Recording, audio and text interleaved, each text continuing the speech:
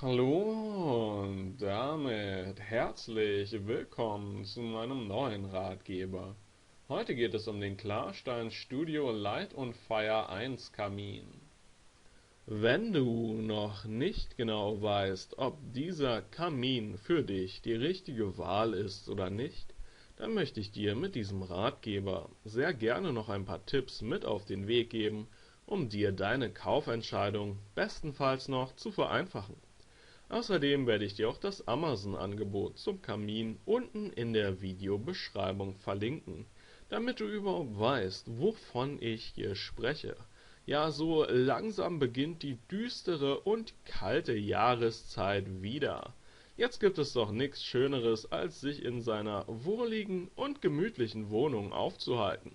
Mit einem Kamin lässt sich das romantische Ambiente noch besser verstärken. Deswegen ist es grundsätzlich schon mal eine gute Idee, sich solch ein schönes und durchaus auch praktisches Deko-Element zu erwerben. Bei diesem Kamin hier hat mir vor allem das Preis-Leistungs-Verhältnis sehr gut gefallen. Worauf sollte man hierbei achten, wenn man sich einen Kamin anschafft? Nun ja, vor allem der Energieverbrauch ist natürlich unglaublich wichtig, denn machen wir uns nichts vor, hier gibt es auch immer Fixkosten zu beachten. Das ist nicht wie ein Tisch, den du dir irgendwo hinstellst, sondern hier muss man schon ein bisschen mehr beachten und das ist wirklich ein sehr wichtiger Tipp an dieser Stelle.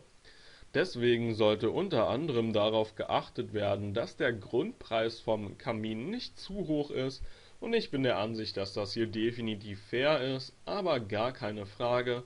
Im Grunde genommen muss jeder Freund der wohligen Wohnatmosphäre das Preis-Leistungs-Verhältnis für sich selber beurteilen. Ich finde das hier gut, aber das ist natürlich deiner Meinung offen. Über das Design lässt sich immer streiten, Geschmäcker sind verschieden. Ich finde, dieser Kamin hier passt sowohl in traditionelle als auch modern eingerichtete Wohnungen ideal, aber das kommt natürlich auch immer ein bisschen auf die Umgebung an, also am besten kannst du natürlich entscheiden, welcher Kamin sich am besten in deiner Wohnung macht. Ich kann hier vor allem nur das Preis-Leistungs-Verhältnis bewerten und ich bin der Ansicht, dass sich das bei diesem Kamin hier definitiv sehen lassen kann, weswegen ich hier auch in der Tat eine Kaufempfehlung ausspreche. Das Amazon-Angebot zum Kamin werde ich dir unten in der Videobeschreibung verlinken.